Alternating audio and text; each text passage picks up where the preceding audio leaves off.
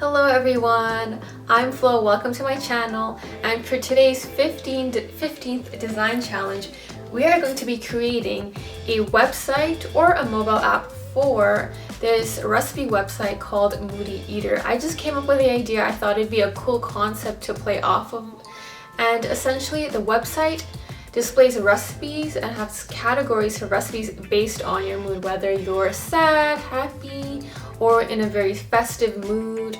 That is how they categorize their recipes, and I thought of this idea and I thought, oh, this would be something that we can be really playful with and have a lot of fun with. And that is essentially the idea. You can go off and come up with your own categories and be really creative with it.